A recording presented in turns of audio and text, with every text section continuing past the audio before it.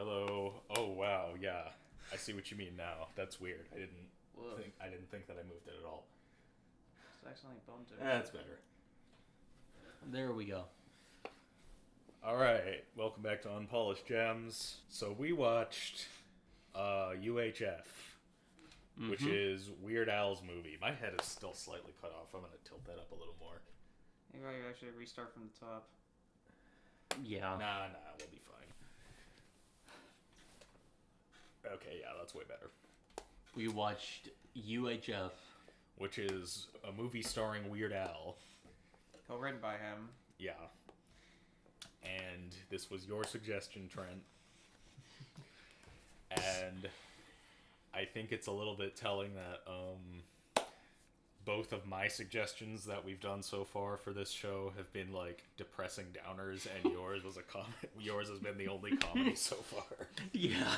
That says all you need to know about our personalities, I think. Yes. So I came into this really happy because this legitimately is my favorite movie of all time. Mm-hmm. And I knew from the beginning this is one of the gems that everyone needs to see. It's amazing. I was aware of it before. I knew that it was a cult classic, and I knew it had a lot of fans that considered it to be underrated. I'm one of them. Yes, and I'm glad we saw it. It's probably not something I would have watched of my own volition, but I'm glad I did. This was actually quite funny. It reminded me almost of like a Zucker Brothers movie almost, in that it was a lot of it was like sight gags and stuff like that. It has it also. It also like takes a lot of like structural cues and is very anarchic in nature. It's very much like a loose setup for a lot of just tons of different types of jokes, and it has a very manic, absurdist energy to it. Just like Weird Al. Yeah. It definitely fits his sensibilities. And speaking from my perspective, I have always wanted to see this because I'm actually myself quite a Weird Al fan, like getting especially obsessed with him back in high school, and always listening to a good amount of his parodies, like off and on. And actually, one of my hobbies actually is karaoke, funny enough for an introvert. And most of the songs I've performed are actually Weird Al's parodies, whether it be most preferably his parodies and his polkas, actually. In case you ask, I don't have a favorite yet. I haven't of any category or in general, I haven't narrowed it down. I've seen him do Angry White Man polka, by the way. It's pretty spot on. Whenever you said you did Weird Al karaoke, I was about to ask, have you done Hardware Store? Not yet. Okay, good. Because that's insane. I'm not exactly a hardcore Weird Al fan by any means, but I know most of his, or I don't know about most, but I know a decent amount of his stuff just through cultural osmosis. Mm-hmm. Oh, and also because I'm a Brody, yes, I absolutely love him as cheese sandwich. So, and I mean, his stuff is funny. I had relatively high expectations for a movie starring him and co-written by him. Mm-hmm. And I mean, this didn't disappoint. This was pretty solidly, consistently funny throughout. I'm never expecting the music break where it just turns into a music video. Well, yeah, I mean, it's Weird Al. You had to stick a song parody in there. I mean, yeah. He also created an original soundtrack for this. Yeah. And actually, I think there's also like another like song or parody he did like on the radio when his father gets that that threatening call. The parody in question, by the way, the music video one was a parody of Money for Nothing by Dire Straits about the Beverly Hillbillies. Yes, it's a ballad of Jed Clampett. And uses a lot of that pre-Toy. It also definitely makes good use of extensive pre-Toy Story 3D animation. Do y'all actually know the music video that's parodying? So I think I definitely know, it visually looks familiar. I just can't recall off the top of my head or the name. Yeah, it's Money for Nothing by Dire Straits, which is like one of the first music videos ever to use CGI, and very famously. Oh, and it's a kick-ass song too. Yes, legitimately, even if the video hasn't exactly aged all that well. Honestly, I'd say that it has it looks slightly better than the art style for the original Alone in the Dark. Everything looks better than that. Well, except for a food fight. Most things look better than Food Fight. Yeah. So I'll admit, a lot of the time when it comes to reviewing comedy, I'm often at a loss because sometimes some people are able to describe why a joke does or doesn't work for them, which I am able to every now and then, but unfortunately a lot of the time it's kind of just either I find this funny or I don't find this funny. And this is also, like we mentioned earlier, this is one that operates off a very loose plot structure. Basically, what it has is a plot setup, but most of it's just like a backdrop or like kind of like a framing device for said gags and scenarios. Yeah, 100%. And all I can really say, I think, is I found most of the gags funny, and you might or you might not. That's the nature of comedy. And especially when it applies to here, because of course this is one that really wears its manic energy really high on its sleeves and embraces it to a wholehearted degree, and especially under a decent budget. And of course, it also relies on a lot of like popular movie parodies at the time. I mean, literally, it opens with an Indiana Jones parody. Yeah. I'm always wondering like regarding the effects work for that film, because I mean, I know they didn't have a high budget. Like, my question is like, did they actually like create like miniatures and they used like convincing enough green screen for Weird Al, or did they actually like a mix of the two, of practical and the green screen model work, or was it actually indeed all decent enough sets?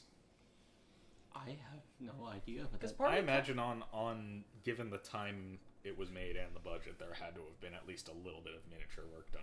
Yeah. Because I mean, part of me really, because a lot of it seemed to exude a lot of that energy, and the only reason I think that is because it comes down to like the lighting with a Weird Al compared to the lighting of the surrounding environment. Like, he's a lot more brighter lit. So that's why I jumped to that conclusion. That was a very consistent problem with like analog green screen, was how the lighting would look very different in the foreground than in the background. But I mean, honestly, like, shoddy special effects in a comedy to me usually just make it funnier. Absolutely. And this is definitely one that rides high on that kind of level of charm, energy. And especially when it comes to other effects, and especially like how, really when it comes to the parody, Weird Al finds a lot of great effective uses for gags, or like for some good old like rug pulls, bait and switches, and just visual gags. Mm-hmm. I guess maybe we should talk a little about the premise, even though it doesn't quite matter, because like you said, it's kind of just a setup for gags more than anything. But who cares? So Weird Al's character is a loser who has a big imagination but is terrible at every job he gets. And he has an uncle? Oh yeah, uncle. Sorry, I thought I was saying Fire's uncle. Who wins the rights to a TV station in a game of poker and just gives it to Weird Al's character George, because he knows that he's unemployed. And he takes charge of this small TV station. UHF, I think, means ultra high frequency. Yes, it does. U62. Yeah. And there's a villain who's the head of a local like network affiliate who's like a greedy 80s greedy corporate type villain. Like, I'm gonna sell all the oil, say. Something like that. More along the lines of like Gordon Gekko from Wall Street. Yes. But hide into the like basically embracing it to the to the 11th degree. And actually in universe, like this, like he gets it because this station is like U62, like RJ Fletcher, the villain, is like part of Channel 8, which is of course the big corporate affiliate hotshot. U62 is basically just like a joke. It's like this thing that in universe estates like change hands every 2 weeks. Oh, and also I always forget this actor's name, but the guy who plays Kramer on Seinfeld, Michael Richards. Michael Richards plays the janitor / host of a kids show. Yeah. George Newman, Weird Al's character, and RJ Fletcher first come into contact because unfortunately U62 gets Channel 8's mail, and just convenient timing that Stanley Spadowski's the janitor is accused of throwing out like an important like news report or like a business report for Channel 8, and he gets fired. So with their paths come across, and he ends up eventually just becoming the janitor, and later on the host of a show after some certain background shenanigans, leading to him getting his own show that actually ends up skyrocketing the channel's reputation. Like, I know I keep referring up to like Simpsons comparisons, which is funny because I mean this released in theaters before The Simpsons ever first started airing, but it has but for me it kind of embraces a lot of that same energy that The Simpsons in its golden age would embrace, which is just basically every scene is set up for like as many gags as possible in a minute, and then they just move on when they're finished. Mm-hmm.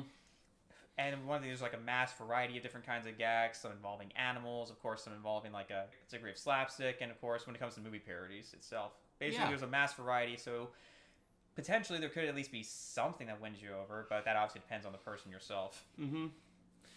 There are bits in this movie that I quote religiously. Like, there's one scene where they're talking about George's character and says, they've discovered the secrets hiding inside Al Capone's glove compartment. Weird Al's just like, uh-huh. Road maps! Do you know what that's a parody of? It's a parody of something? Yeah, recently in the 80s, there was this TV special, like archaeologists or something had recently unearthed like a safe or something like that supposedly had belonged to Al Capone. And they were hyping it up because it was going to be like live reveal of, Al Capone's secret belongings or treasure or whatever. And then when it actually happened, it turned out there was literally nothing in there. So it was just like... The ultimate rug pull. Oh, crap. Okay, never mind. Perfect rating strap. But also, I think... Well, it wasn't an intentional... The thing is, it wasn't an intentional rating strap. An accidental one. They didn't actually know. They didn't know that was going to happen. But honestly, that also kind of speaks to a lot of the strength of the gags, because the best kind of gags, especially with these types of parodies and referential gags, really knowing them is a bonus rather than essential to finding it funny. Mm-hmm. But also, of course, again, the fast pace. So even if that joke doesn't necessarily work, they move on to the next. And they don't always rely on referential gags. They have some of their own, or ones where the source of inspiration isn't like so baked into its DNA that it could stand on its own more than compared to others. Mm-hmm. Another part of the plot that we haven't gotten into, near the climax, they have to raise $75,000, right? Yeah. Yeah, they take there's like a lot of different like kinds of like cues or like story beats takes on, such as the Save the Rec Center, like their own take on the Save the Rec Center plot, the underdog story, and also loser gets the girl, I guess. Yeah, in a way. Meh. Kind of putting their own anarchic comedic spin on it. This film's also home to a lot of memes. Yes. In fact, it made me realize spare change. But there's actually like one YouTuber, Cinemac Excrement, like Shot the Smeghead. He's of course a big Weird Al fan, and I remember like him using a lot of UHF clips, which includes of course nothing, absolutely nothing. Yeah, that is, I think, probably the only clip from this movie that I had seen before, because I've seen people use that and also the "You're so stupid" as like a reaction, clip. Yeah. And that character is the guy who plays Long Duck Dong in 16 Candles. But whereas that character sticks out like a sore thumb with that film's tone, this one fits because, again, it's so anarchic and wild. And also, they do a lot of bizarre jokes, including one involving Gandhi. Yes! Oh, yeah. So it's not I will admit there is a degree of this humor that you definitely would not see, in like a mainstream comedy. You would probably have to find on the internet or from the likes of Brandon Rogers, if you know who that is, because he does a lot of over-exaggerated stereotype humor. Brandon Rogers kind of embraces a similar spirit to this, especially with Gandhi. It's very absurd and over the top, and actually, it does involve, like, I think it was like a character in blackface, but maybe I'm wrong. I'm not entirely sure. But even if so, this one works because it's just so absurd and so detached on its face that it's really hard. That to find it offensive, you have to be beyond sensitive, like the most sensitive person in existence. Yes. Yeah. Or basically, because it's sensitive as like this, as like the funny nerve, whatever, the funny bone. I see what you did there. Mm-hmm. Like you really have to be as sensitive as the funny bone whenever you accidentally accidentally harm it. I will. It's all similar like what South Park would do. Like it's just so absurd and over the top that even for someone who has his own fair share of line drawing, this is just too absurd and just too detached to really be pissed off. Pissed off. It's just so funny on its own. And the thing is, they don't reference it later. That's a thing that happens a couple times, is like sometimes we just cut to like a commercial that's playing on this network and it's like just completely detached from the story. Like Spatula City. Spatula City. Yeah. A commercial for a store that Spatula City. exclusively sells spatulas. Which funny enough actually reminds me of a modern SpongeBob episode regarding spatulas. Oh And yeah, I know the one. Where he goes to Spatula City. Like when Plankton makes that fake spatula that has like the speakers so he can steal the formula because. Oh, that's not the one I was thinking of. Yeah, not that one. Not all that glitters. Although there's something. I guess there's also something towards that as well. There was another fake movie commercial. What was it? So not Gandhi. I will say there are also so many visual gags that I'm not game enough to say here. There's some Say on the internet. There's some that we literally rewinded the film to take notice of because Trent in particular caught one, and then we rewinded the film and we later spotted it, so he was right, and we got a big laugh out of that one. So it's, you know. It revolves around like it's a scene involving the channel lineup. It's not pointed out, but you'll know in the background. So it's. The funny thing is, that was the first time I've ever seen that one, that bit. I was like, wait a second. That's the thing about, like, rewatching movies, and in particular comedies. It's like, you always notice subtle jokes that you didn't before. Mm-hmm. Or at least especially with cons like this, because I mean, there's also, like, so who knows how many, like, background jokes you can notice from the likes of Monty Python, or, like, there's, like, a lot of... I'm trying to think of some other comedies that aren't The Simpsons that also heavily base themselves on their background gags. Monty Python, as I've mentioned. Let's see. Boys in the Hall. So I haven't seen that, so I'll take your word for it. That's You mean Kids in the Hall? It's Canadian. Yeah, I know. Yeah. It's called Kids in the Hall. It's called Kids in the Hall. What's You another? said Boys in the Hall. Crap. You're thinking of Boys in the Hood? That's very different. That's I very think different. I think the IT crowd's also had its fair share of background gags, but that was more multicam, so there's only so many gags. There's only so many gags they were able to do on that budget and with that style. I actually want to bring up another thing about the Gandhi situation. Like again, it's just so absurdly silly and detached. Whereas you would see, rather than being provocative or offensive for the sake of it, it's really embracing its goofiness instead of just being malicious or cruel. So that's another reason why that joke will landed for me. It's just too silly and playful to really just be pissed off unless, again, you are beyond fragile. Yes. More fragile than sugar glass. There's one part that actually kind of does speak to how Gandhi actually was. It's not. However accidental it might have been. It's not in your face, though. It's kind of like more a bonus if you pay attention or if you've really done your research on the man. Yeah. Yes. That might not have even been intentional. Part of it actually reminds me of that Passion of the Christ 2 joke from North by North Quahog from Family Guy. Except now they're actually making a Passion of the Christ too. Yeah. Another, like, just one-off gag that I wish was delved into more was Conan the Librarian. That was the other movie commercial. Yes. That one had so many good jokes. Conan the Librarian. It is just Conan the Barbarian in a library. Have you not heard of the Dewey Decimal System? Okay, it actually does. Okay, now that word actually does sound familiar. I just don't know if I didn't know it come from that. It's funny It's funny how big of a cult following this is, or how big this thing is with memes and quotes, including the most obvious one involving the Badgers. It's just too bad that outside circumstances led to the actor Trinidad Silva not getting more stuff to do. He only had those 2 scenes, then tragedy struck. There's no... I don't want no freaking Badgers. Also, and of course, there's the bum character. Oh yeah. Expensive change. That first introduction was like I don't know if it was the first bait and switch, but it was like one of my favorite bait and switch jokes. Yeah,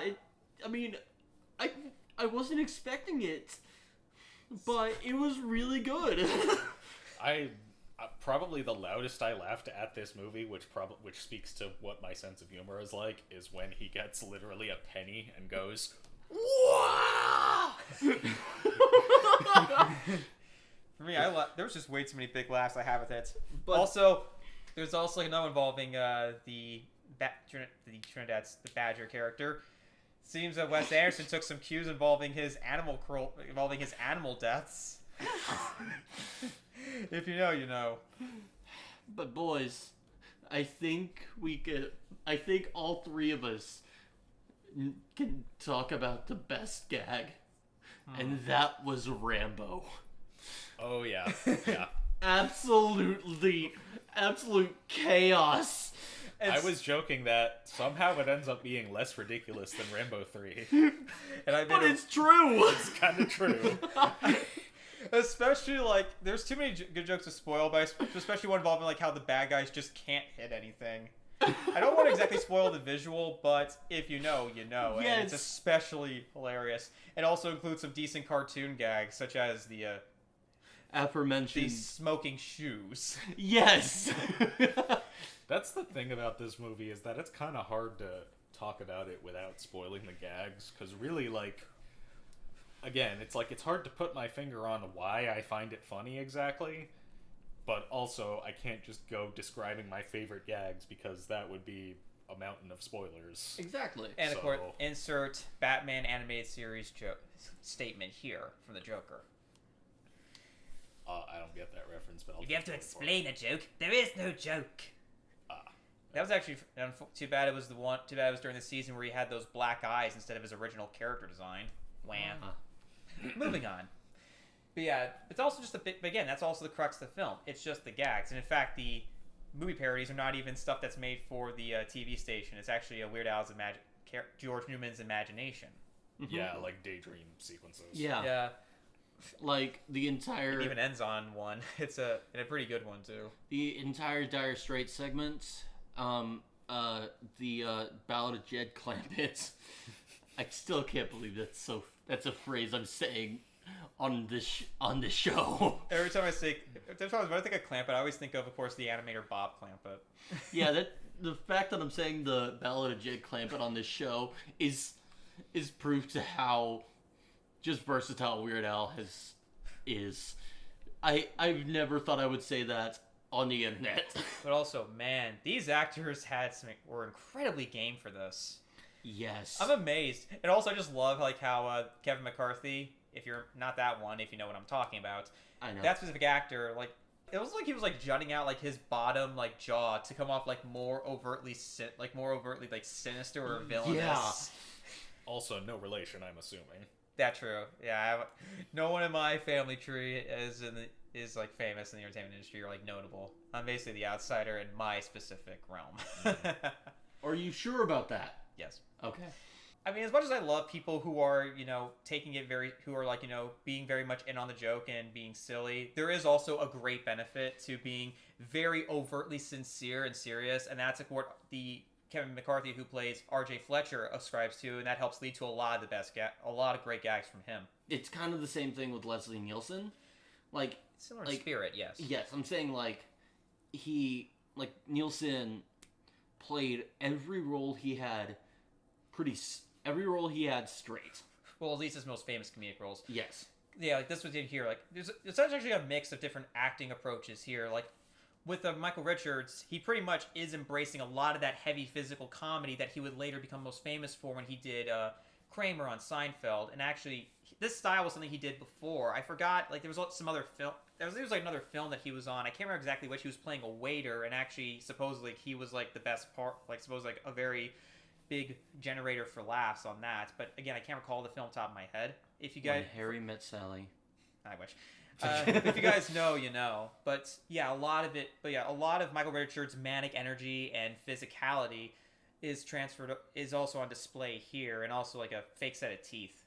That's what I know from watching a Media I know that from a Media Mementos video, because Trevor Litke, I think is his name, who's the creator of that channel and the host, he himself is a huge fan of UHF, doing videos on Michael Richards and actually on the film itself. I just remembered one of my favorite physical gags from this movie with Michael Richards. You found the marble in the oatmeal. Now you get to take a drink from the fire hose. That also speaks well to, and also helps a lot because some of these jokes would be really uncomfortable or horrible, but again, that also helps to its extremely detached, anarchic nature. Exactly. That really helps bring it all home. And of course, and of course, obviously, when the water starts flowing, they cut away to an obvious stunt double of the person that's getting attacked with that hose. Yeah.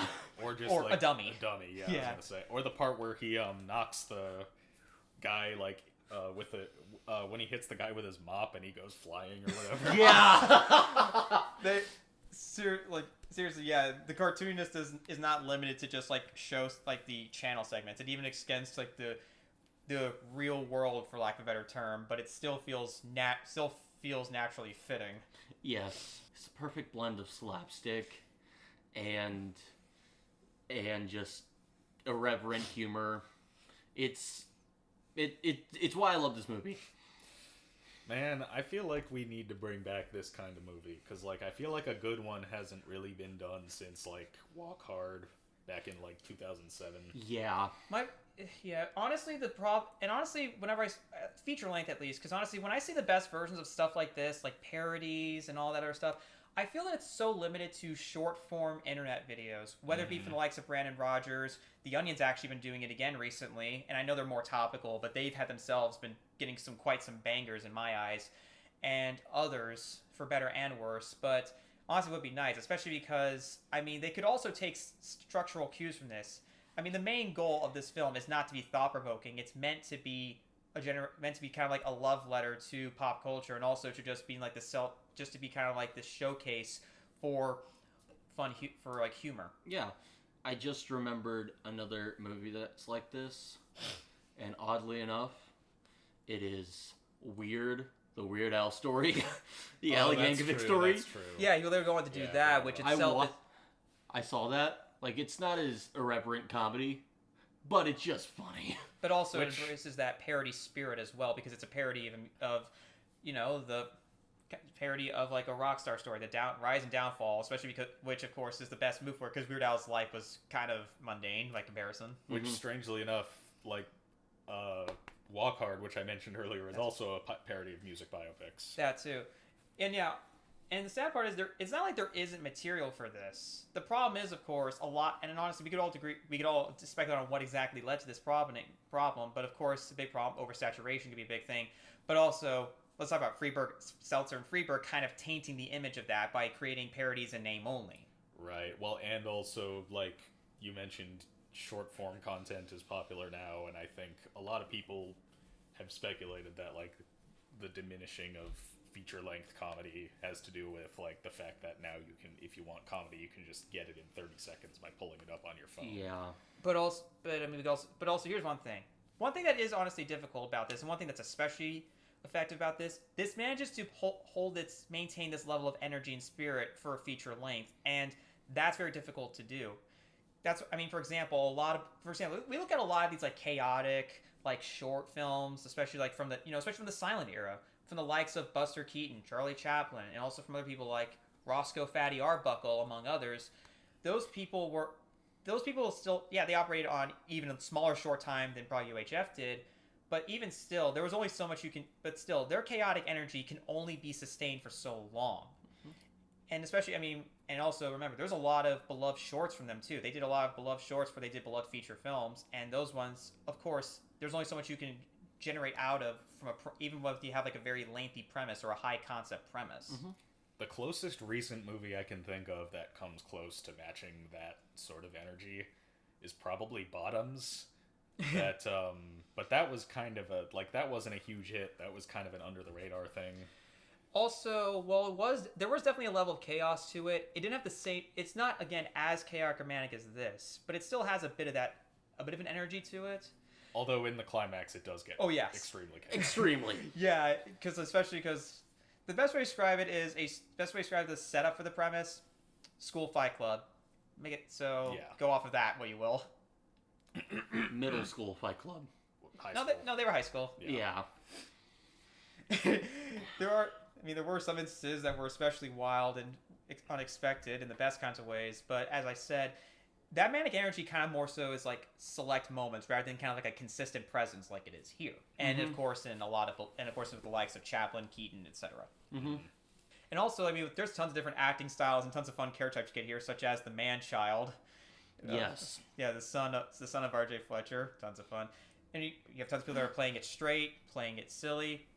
They definitely a great understanding of the role. And I don't know, I can't really say who my favorite character was, but I mean, because there's just too many memorable characters and quotable ones, but each one of them, one way or another, leaves a distinct impression. Exactly. Including the cameraman. Including the cameramen. I do love how literally they have some some setups that actually have a small payoff, like certain gestures, something like that. I'm a sucker for that kind of stuff. Like things coming full circle. I'm always a sucker for things coming full circle, and thankfully there was a good amount of them here. The shot of the one cameraman just downing an entire pot of coffee. Yes. I actually joked to these guys if it was relatable because I don't drink coffee. Yeah, I on the other hand am a complete caffeine addict who is like perpetually tired and has a very erratic sleep schedule, so you know. And there's another thing about the comedy. Yeah, again, high and manic, but not every single joke is loud in your face. Some of course are, but there's also just a fair share of just like background gags that have a bit more of this comparatively mundane presentation to them. Like there's not like any sort of music cues. A lot of times just cuts and there's just something going on in the background. Yeah. Or in the foreground itself. Or it just seems or just feels natural, even though to us, or at least to people like us, to guys like us, it was just kind of like absurd. It's just absurd and funny on its own. Yes. You know what this kind of reminded me of, the more I think about it, is Wayne's World. It feels like almost because that came out slightly after this, but like it feels like almost a bit of a precursor. I can see that. In a way, yeah, I can definitely see it because, well, that one I would say probably has a bit more of a discipline, more of a direct and more of a stronger plot structure comparatively, or is a bit more of a plot comparatively. Yeah. It does still have a bit of that irreverence. Yeah, and cutaway energy and referential humor, just not quite exactly the same style as here. Yeah. I just noticed that and also just the fact that it's about like broadcasting and like, that's kind of a weird similarity. Yeah, which is like funny. underdog broadcasters, they come into some sort of a contact or interaction with a bigger conglomerate. Not necessarily the same exact way, but the setup has a lot of similarities and overlap. Mm-hmm. Do we give rankings on this show? I forget. No. We haven't before. I mean, you can if you want to, I guess, but I'm good, but you I'm go good. Ahead. I'm good. I forgot. Yeah. All right, y'all got anything else to say? Because I think I've said all I can say. Watch this movie. Seriously, like I said, this is my favorite movie of all time. It is the only movie that my family has purchased on Amazon for me. Oh wow! Like bought it, not on just Amazon rented? Prime Video. They bought it for me. Okay, It's literally it is my favorite movie. Watch it. It's just chaos and it's chaos, and I love it. Though I would say some production values are actually not too bad for the budget, the practical ones, especially when they're actually doing recreations of the actually doing the film parodies. It's actually there seems to be a decent amount of high quality materials involved, or at least convincing enough to me. Except for when they obviously don't do that, but that's for obvious gags. Yes. I guess if I could sum up, I don't really have too much to say other than I personally recommend it because I found it quite funny. Just keep in mind what your particular sense of humor is, because that's the main depending factor as far as whether or not you'll actually like it. But I say if you like Kentucky Fried Theater, like Zucker Brothers type comedy, I'd say that's probably the easiest comparison. Mm-hmm. Like, I say if you like that, most likely you'll like this. It isn't. Sorry. I know how much you like this movie, Trent, but personally, I wouldn't quite consider it on par with like Airplane or any of those. No, the classics. I will say, like, it's my favorite movie, but I know that it doesn't have as much irreverent comedy as Airplane, Naked Gun, and all those. But it's still, because of all the gags that are in it, this one ekes out the Leslie Nielsen stuff. So yeah, if you're definitely fond of the works of the Zucker brothers, you're a fan of works like Brandon Rogers, or if you're a big fan of Weird Al, or you do prefer your comedy to be a bit more wacky and wild, I can definitely recommend this. And if you're not necessarily on board with that, but have some kind of interest, I guess proceed with caution. Like I said, this won't be for everybody. I can definitely see why it's a cult classic, because it still because even with it becoming more well known than when it first came out in 1989, it still does like have a very distinctive sense of humor. This basically is as much anti-mainstream, for lack of a better term, as you can call it, when it comes to its comedic stylings and nature. But for me, I found there to be just lots of charm and tons of humor. And for a Weird Al fan like me, it really fits his spirit. Is really in tune with his sensibilities. Absolutely. All right, well, I guess that about does it, unless y'all have more to say. I'm out. Hail All right. Weird Al. Good movie. Watch it if it sounds like your thing. Watch it. Thank you for watching, and probably next video will be another Tubi Trash, so look forward to that. Absolutely. And we will see you all later. We'll keep polishing them gems.